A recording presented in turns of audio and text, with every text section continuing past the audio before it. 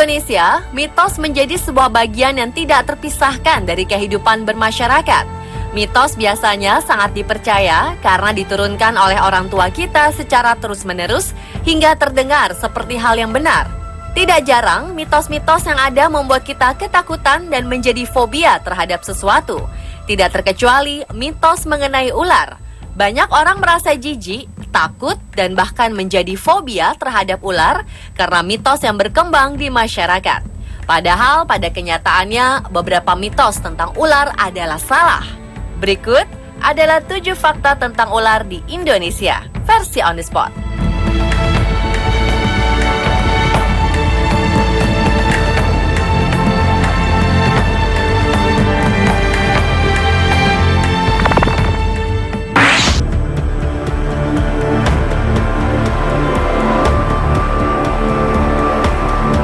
Jika kita lihat, ular memiliki kulit yang nampak mengkilap, sehingga orang-orang menyangka bahwa ular memiliki kulit yang licin dan berlendir.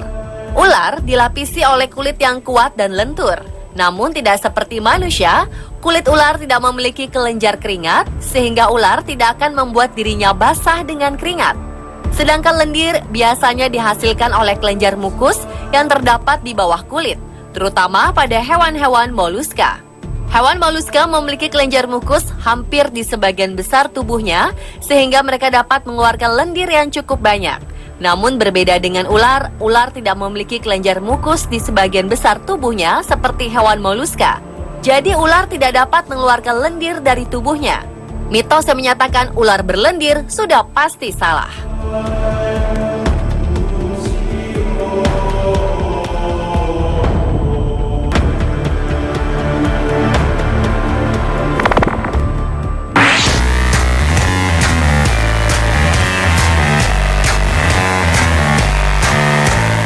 Mitos mengenai ular takut garam adalah salah satu mitos tentang ular yang paling terkenal.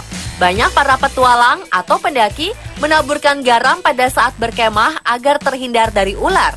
Sebagian besar masyarakat juga biasa menaburkan garam di sekeliling rumah mereka untuk mengusir ular.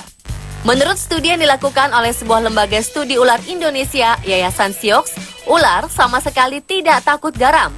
Siox menguji dengan menggunakan beberapa jenis ular yang ada di Indonesia. Mereka menaburkan garam di sekitar ular-ular tersebut dengan jenis garam dan kadar yang berbeda-beda. Hasilnya, setelah beberapa saat, ular-ular ini justru berlari melewati garam yang ditaburi tadi, tanpa kesulitan sedikit pun. Hal ini membuktikan bahwa garam sama sekali tidak efektif untuk mengusir ular.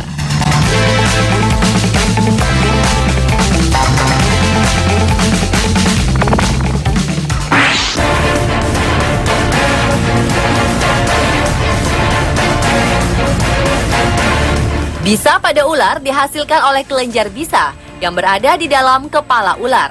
Kelenjar bisa adalah kelenjar saliva atau kelenjar ludah yang termodifikasi. Kelenjar ini kemudian berkembang menjadi sebuah organ yang bisa dipergunakan untuk bertahan hidup. Pada beberapa ular bisa dapat menyebabkan kerusakan yang fatal pada organ tubuh manusia, bahkan bisa menyebabkan kematian. Ada mitos yang menganggap bahwa semua ular itu berbisa dan jika tergigit akan menyebabkan kematian. Faktanya dari sekitar 500 jenis ular yang diperkirakan hidup di Indonesia, hanya kurang dari 50 jenis saja yang berbisa tinggi dan dapat menyebabkan kematian. Dengan fakta tambahan bahwa sebagian besar ular berbisa tinggi ini berhabitat di laut. Artinya dari semua jenis ular yang hidup di Indonesia, hanya sekitar 10% yang membahayakan bagi manusia.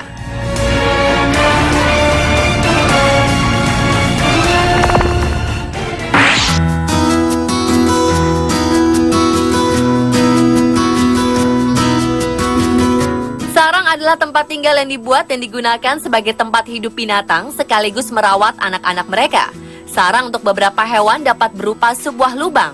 Banyak orang percaya bahwa ular selalu memiliki sarang sendiri. Benarkah demikian? Faktanya, kebanyakan ular hidup nomaden alias tidak menetap di suatu tempat. Jika kita melihat ular di sebuah lubang, biasanya itu karena si ular tersebut memangsa hewan yang tinggal di lubang tersebut seperti tikus.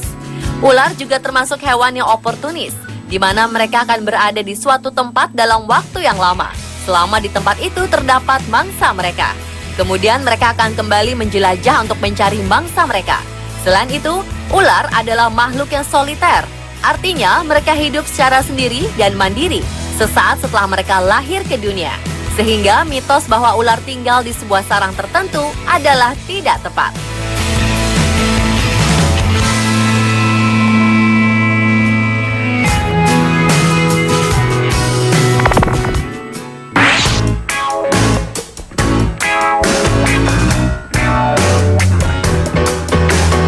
Warna tubuh pada ular sangat beraneka ragam, dari yang cerah hingga yang gelap. Warna tubuh pada ular sangat bergantung pada habitat atau lingkungan mereka tinggal. Misalnya, sebagian besar ular berhabitat arboreal atau tinggal di pepohonan. Rata-rata tubuhnya berwarna kehijauan menyerupai warna dedaunan. Hal ini akan memudahkan ular untuk melakukan proses penyamaran. Pada ular dan kebanyakan binatang lainnya, warna cerah biasanya digunakan untuk mimikri atau penyamaran. Mimikri ini berfungsi untuk menghindari serangan predator yang akan memangsanya. Selain itu, mimikri biasanya juga digunakan untuk memancing mangsa agar tertarik dan mendekat sehingga mudah untuk dimangsa. Dan pada ular, tidak semua ular berwarna cerah pasti berbisa.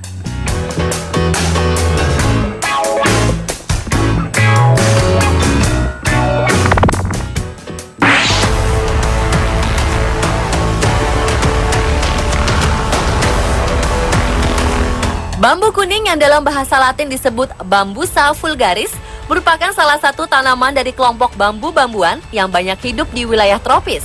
Bambu jenis ini memiliki ciri batang yang beruas-ruas, tinggi, dan berwarna kuning. Di Indonesia, bambu jenis ini banyak hidup di desa-desa, pinggiran sungai, atau sebagai tanaman hias di perkotaan. Selain itu, beredar mitos jika bambu kuning juga dipercaya dapat membuat ular lemas dan dapat mengusir ular seketika. Apakah anggapan ini benar? Sebagian hewan melata yang tidak berkaki, ular memiliki daya jelajah yang tinggi, sehingga ular cukup banyak ditemukan di berbagai tempat. Beberapa ular seperti kobra Jawa atau dalam bahasa ilmiah disebut Najas putatrix seringkali terlihat berada di sekitar pohon bambu kuning. Hal ini membuktikan bahwa ular sama sekali tidak takut dengan bambu kuning.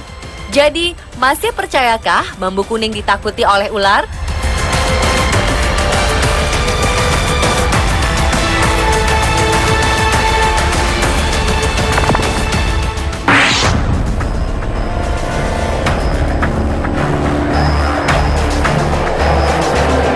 Beberapa jenis ular seperti sanca batik atau Piton reticulatus dapat tumbuh dan berkembang hingga ukuran yang sangat besar. Berdasarkan penemuan terakhir di Sumatera beberapa tahun lalu, ular jenis ini dapat mencapai ukuran hampir 15 meter dengan berat mencapai 447 kg. Dengan kemampuan tumbuh dan berkembang yang sangat luar biasa ini, timbullah mitos bahwa ular besar ini juga memangsa manusia untuk bertahan hidup. Namun sebagai bagian dari rantai makanan utama dalam sebuah ekosistem, ular memiliki mangsa dan pemangsanya sendiri. Mangsa utama ular besar ini adalah mamalia dan roden atau bangsa tikus. Sedangkan manusia bukanlah mangsa utama bagi ular besar ini. Sebagai hewan liar, ular memang dapat menyebabkan kepanikan berlebihan, sehingga pengetahuan tentang ular tentu akan sangat membantu Anda. Dengan begitu, Anda dapat mengetahui bagaimana cara menghadapi ular dengan benar dan aman.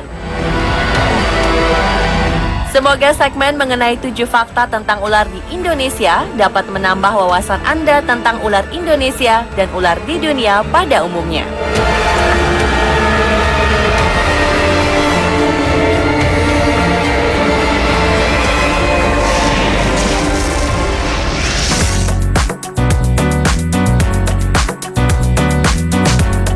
Berbagai benda-benda yang dahulunya dianggap sepele, secara tak terduga menjadi benda berharga fantastis, seperti tali gantung Saddam Hussein yang ditawar 90 miliar rupiah.